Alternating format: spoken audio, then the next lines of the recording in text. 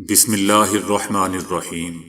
السلام علیکم دوستو، دنیا بھر کی خبروں میں آج آپ سنیں گے، لیکن اس سے پہلے اگر ہو سکے تو لائک اور سبسکرائب کا بٹن ضرور دبا لیں۔ شکریہ۔ وینزویلا کے صدر نیکولس کو مارنے کی منصوبہ بندی کے الزام میں 3 امریکیوں کو گرفتار کر لیا گیا۔ وینزویلا کے سرکاری ٹیلی ویژن نے بتایا ہے کہ صدر نیکولس کی حکومت کا تختہ الٹنے اور انہیں مارنے کی سازش امریکی خفیہ ادارے CIA نے تیار کی تھی۔ وینزویلا حکومت کا کہنا ہے کہ سازش بروقت پکڑی گئی امریکی بحریہ کے اہلکار سمیت 6 افراد کو اسلحہ سمیت حراست میں لے لیا گیا، جن میں سے 3 کا تعلق امریکہ سے، 2 کا اسپین سے اور 1 کا جمہوریہ چیک سے ہے۔ سازش میں گرفتار امریکی بحریہ کے جو 1 آفیسر ہیں، انہوں نے افغانستان، عراق اور کولمبیا میں بھی خدمات انجام دی تھی۔ امریکی محکمہ خارجہ کی جانب سے جاری بیان میں تصدیق کر دی گئی ہے کہ 1 امریکی فوجی سمیت 2 امریکی شہریوں کو گرفتار کیا گیا ہے۔ تاہم امریکی وزارت خارجہ نے کہا ہے کہ ان کا تختہ الٹنے یا ان کو مارنے میں ہم ملوث نہیں ہیں۔ یمن نے مقبوضہ فلسطین میں اسرائیلی ایئرپورٹ بن گوریان کو اپنے بیلسٹک میزائل سے نشانہ بنایا ہے، جو صہیونی ڈیفنس سسٹم کو روندتا ہوا اپنے نشانے پر جا لگا۔ انصار اللہ نے صہیونیوں کو مخاطب کرتے ہوئے کہا ہے کہ چاہے آپ زمین کے نیچے ہوں یا اوپر، آپ محفوظ نہیں ہیں۔ انصار اللہ کا کہنا تھا کہ مزید سرپرائز آنے والے ہیں۔ دوسری جانب اسرائیلی ادارے اس حملے میں اپنے ڈیفنس سسٹم کی ناکامی کی تحقیقات کر رہے ہیں۔ تل ابیب میں خطرے کے سائرن بجنے کی وجہ سے تقریباً 2 ملین اسرائیلی آباد کار پناہ گاہوں میں چھپ گئے تھے۔ یوکرین مغرب کی براہ راست مداخلت کے بغیر روس کے خلاف کارروائی کا اعلی کار بن چکا ہے، اور امریکہ اور انگلینڈ اس صورتحال سے یقیناً ناخوش دکھائی نہیں دیتے۔ یوکرین کی جنگ نے بین الاقوامی سطح پر مختلف واقعات کو جنم دیا ہے۔ حقیقت یہ ہے کہ یوکرین کی جنگ مغربی ممالک کے زیر انتظام ہے، اور امریکہ اور اس کے اتحادی اس جنگ سے روس کو اپنے مقاصد کے دائرے میں رکھنے کی کوشش کر رہے ہیں۔ یوکرین بھی ایک جنگ زدہ ملک بن چکا ہے جو اپنے دفاع کے لیے کچھ مغربی ہتھیاروں کی طرف دیکھ رہا ہے۔ یہ حالات یوکرین حتیٰ کہ روس کے لیے بھی یقیناً سازگار نہیں ہیں، لیکن اس دوران مغربی ممالک اس کے تسلسل سے فائدہ اٹھا رہے ہیں۔ اہم سوال یہ ہے کہ کیا مغرب یوکرین میں جنگ کے خاتمے کے لیے کوشش کر رہا ہے یا نہیں۔ بہت سے ماہرین کا خیال ہے کہ یوکرین میں نیٹو کا منصوبہ بحران کا حل نہیں ہے۔ ماہرین کا خیال ہے کہ جب نیٹو یوکرین میں پہنچا تو روس ایک ناگزیر صورتحال سے دوچار ہوا، اور اگر وہ حملہ نہ کرتا تو یوکرین نیٹو کا رکن بن چکا ہوتا۔ اس نے حملہ کیا تو اس پر پیسہ خرچ ہونا یقینی تھا۔ مغرب کو اس کے خلاف متحرک کیا گیا۔ روس اور یوکرین کے درمیان جنگ نے روسیوں کے خلاف اقتصادی پابندیوں کے نفاذ کا ایک بہانہ فراہم کیا، اور اس مسئلے کے جاری رہنے سے یقینی طور پر اس ملک پر مزید دباؤ بڑھے گا، اور مغرب کی پالیسی یہ ہے کہ روس پر دباؤ ڈالنا جاری رکھا جائے۔ یوکرین کے بارے میں مغرب کا نقطہ نظر اب تک ہڈیوں پر پٹی کرنے کی پالیسی رہی ہے۔ اس کا مطلب یہ ہے کہ بحران مکمل طور پر حل نہ ہونے پائے، کیونکہ یہ مسئلہ تنازعات کو جاری رکھتے ہوئے اس علاقے میں مغرب کی مداخلت کے لیے مزید بنیادیں بھی فراہم کرتا ہے۔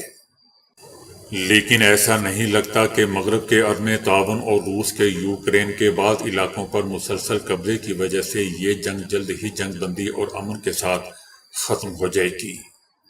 دوسری طرف یوکرین کے عوام اس احساس کے ساتھ کہ وہ امریکہ اور برطانیہ وغیرہ کے مفادات کا شکار ہو چکے ہیں، اپنے عدم اطمینان کا زیادہ اظہار کرتے ہیں۔ یوکرین سے ریلیز ہونے والی بعض فلموں میں یہ دکھایا جاتا ہے کہ نوجوان اس جنگ میں حصہ نہیں لینا چاہتے۔ یہی وجہ ہے کہ روس کے ساتھ جنگ میں سپورٹ فورس کے لحاظ سے یوکرین کو بھی مشکلات کا سامنا ہے۔ یوکرین کی جنگ نے مغرب کو ایران سمیت دیگر ممالک کے خلاف بہانے بنانے کی بنیاد فراہم کی ہے۔ یوکرین کو ایران کے ہتھیاروں کی فراہمی کے حوالے سے مغربی میڈیا کی خبریں اور نفسیاتی کارروائیاں بھی اسی ایران مخالف پالیسی اور ایران کے خلاف بعض پابندیوں سے شدت لانے کا ایک پلیٹ فارم بن چکی ہیں۔ حالانکہ ایرانی حکام کئی بار سرکاری طور پر ان الزامات کی تردید کر چکے ہیں، لیکن دوستو ایسا لگتا ہے کہ مغرب نے ایران کے خلاف اپنی نئی پابندیوں کو جواز فراہم کرنے کے لیے اس مسئلے کی نفسیاتی فضا سے فائدہ اٹھانے کی کوشش کی ہے۔ بہرحال یوکرین کو ماتم اور خوشی کی مرغی سے تعبیر کیا جا رہا ہے، جسے دونوں صورتوں میں ذبح ہی ہونا ہے۔ امریکہ اور برطانیہ کی مرضی یہ ہے کہ روس کو یوکرین میں جنگ سے کنٹرول کیا جائے، اور دوسری طرف یوکرین جس نے خود کو مغربی ممالک کا اتحادی ظاہر کیا ہے، اس میدان میں فائدہ اٹھانے کی بجائے ایک شکار اور اعلی کار کا کردار ادا کر رہا ہے۔ غیر قانونی طور پر بھارت کے زیر قبضہ جموں اینڈ کشمیر میں بھارتیہ جنتا پارٹی مسلمانوں کو بے اختیار کرنے اور ان کی مذہبی اور ثقافتی شناخت مٹانے کے لیے منظم طریقے سے کام کر رہی ہے۔ بی جے پی کا ایجنڈا مقبوضہ علاقے کی اسلامی شناخت کو ختم کرنا اور ہندو توا نظریہ مسلط کرنا ہے۔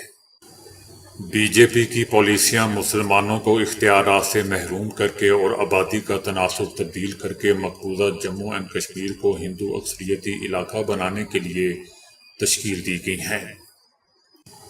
بی جے پی کے اقدامات سے کشمیر کے اسلامی ورثے کو ختم کیا جا رہا ہے اور اس کی جگہ ہندو توا نظریہ پر مبنی بیانیہ مسلط کیا جا رہا ہے۔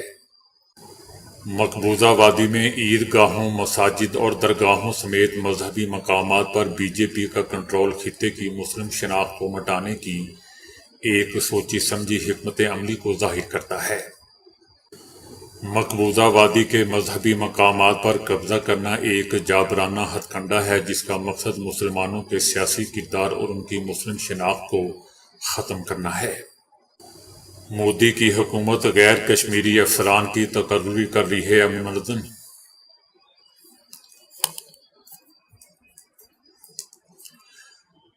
مودی کی حکومت غیر کشمیری افسران کی تقرری کر رہی ہے اور منظم طریقے سے مقبوضہ وادی کے مذہبی اور ثقافتی ورثے کو ختم کر رہی ہے۔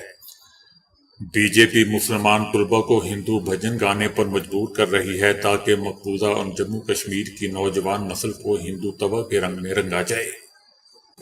بی جے پی کا اردو کی خصوصی حیثیت کو ختم کرنے اور دوسری زبانوں کو سرکاری زبان کا درجہ دینے کا فیصلہ کشمیر کے لسانی ورثے پر حملہ ہے۔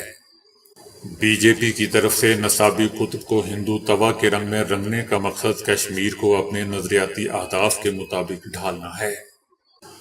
بھارت کی سیکیورٹی اسٹیبلشمنٹ کشمیری طلبہ کے روایتی اقدار کو کمزور کرنے اور فحاشی کو فروغ دینے کے لیے انہیں بھارتی شہروں کے دورے کروا رہی ہے۔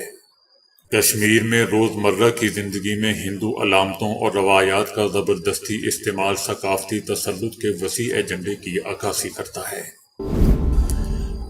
غاصب صہیونی حکومت کے چیف آف آرمی سٹاف نے غزہ میں صہیونی حکومت کے قیدیوں کی فیملیوں کے نمائندوں سے ملاقات میں کہا ہے کہ غزہ سے صہیونی قیدیوں کی واپسی وقت گزرنے کے ساتھ ساتھ مزید پیچیدہ اور مشکل ہوتی جائے گی۔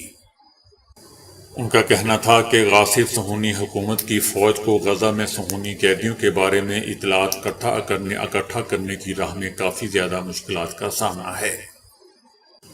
صہیونی حکومت کے چیف آف آرمی سٹاف کا کہنا تھا کہ جب تک ہم غزہ میں حماس کے ساتھ کسی اتفاق رائے تک نہیں پہنچ جاتے، اس وقت تک انہیں واپس لانے کے لیے تمام کوششیں بروئے کار لائیں گے۔ صہیونی قیدیوں کی فیملیوں کے نمائندوں سے غزہ کی جنگ ختم ہونے کی تاریخ کے بارے میں ان کا کہنا تھا کہ جنگ ختم ہونے کا وقت معلوم نہیں ہے۔ ان کا کہنا تھا کہ صہیونی فوج ابھی اپنے مقصد سے بہت دور ہے۔ ہندوستان نے ایشین چیمپئن ٹرافی ہاکی میں مسلسل 5ویں جیت درج کی ہے۔ ہندوستانی کپتان نے 2 گول کر کے ہندوستان کو پاکستان کے خلاف یادگار جیت دلائی۔ پاکستان نے میچ میں ابتدائی برتری حاصل کی، لیکن بعد میں ہندوستانی ٹیم نے بھرپور جوابی حملہ کرتے ہوئے 2 گول کر دیے۔ میچ کے دوران ہندوستانی کھلاڑی جوگراج سنگھ اور پاکستانی کھلاڑیوں کے درمیان ہاتھا پائی بھی دیکھنے میں آئی، جس کے بعد اس کی تصویر سوشل میڈیا پر وائرل ہو گئی۔ اپنے ہاتھوں میں ایک ستارے کو قید کرنے کا تصور کریں۔ جی ہاں، ایمیلٹ MS-32 نامی فلیش لائٹ آپ کو بالکل ایسا ہی احساس فراہم کر سکتی ہے۔ یہ فلیش لائٹ ہاتھ میں پکڑنے سے آپ کو اندازہ ہو جائے گا کہ دنیا کی روشن ترین ٹارچ کا استعمال کرنے سے آپ کیسا محسوس کرتے ہیں۔ اس سے قبل کی تیز ترین فلیش لائٹ MS-32 کے مقابلے میں تقریباً نصف طاقتور تھی۔ برطانوی حکومت نے اعلان کیا ہے کہ 1 اکتوبر 2025 سے جنک فوڈز کے اشتہارات پر ٹی وی پر پابندی نافذ ہو جائے گی۔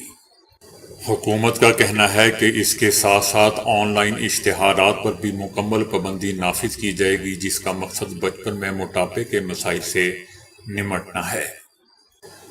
کنزرویٹو پارٹی نے اس سے پہلے بھی 2021 میں جب بورس جانسن وزیر اعظم تھے تو پابندی کا فیصلہ کیا تھا، لیکن صنعت کو تیاری کے لیے مزید وقت دینے کے لیے اسے مؤخر کر دیا گیا تھا۔ جامعہ برٹش کولمبیا کے تحت بین الاقوامی ماہرین کی ایک ٹیم نے پہلی مرتبہ ایک غدود کی اہمیت بیان کی ہے جسے ہم آگاہ تو تھے لیکن اسے نظر انداز کر دیا گیا تھا۔ تھائمس نامی چھوٹا سا غدود شوگر کا شکار ہونے سے بھی بچاتا ہے۔ دنیا بھر میں خواتین کی 15% تعداد بچے کی پیدائش کے دوران ہی شوگر کی مریض بن جاتی ہے۔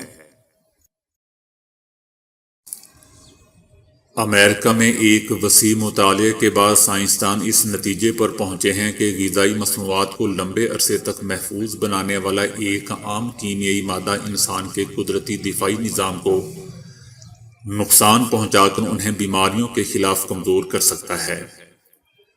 اس مادے کا نام TBHQ ہے، جس کی بہت معمولی مقدار تقریباً ہر اس غذائی فوڈ پروڈکٹ میں موجود ہوتی ہے جسے لمبے عرصے تک محفوظ رکھنا مقصود ہوتا ہے۔ TBHQ کے انسانی امیون سسٹم پر ممکنہ منفی اثرات خاصے نمایاں انداز میں سامنے آئے ہیں۔ امیون سسٹم ہی وہ قدرتی دفاعی نظام ہے جو ہر وقت بہت خاموشی سے بیماریوں کے خلاف لڑتا رہتا ہے اور یوں ہمیں اکثر اوقات بیماریوں سے بچائے رکھتا ہے۔ تاہم اگر اس نظام کو نقصان پہنچ جائے یا اس میں کوئی خرابی پیدا ہو جائے تو وہ صحت کے لیے متعدد مسائل کا باعث بن سکتا ہے۔ بہت سے عام کیمیکلز ہمارے امیون سسٹم میں خرابیاں پیدا کرتے ہیں۔ ان خرابیوں کے نتیجے میں عارضی یا مستقل طور پر مختلف مسائل جنم لے سکتے ہیں، جیسا کہ حد سے زیادہ حساسیت، طویل مدتی سوزش، درد، امیون سسٹم کا خود اپنے ہی جسم کے پٹھوں کو نقصان پہنچانا وغیرہ۔ International journal of environmental research and public health کے تازہ میگزین میں شائع ہونے والے اس آرٹیکل میں TBHQ اور امیون سسٹم میں مضبوط تعلق سامنے آیا ہے۔ تو دوستو، ابھی کے لیے اتنا ہی۔ ویڈیو کو لائک اور شیئر کرنے کا بہت بہت شکریہ۔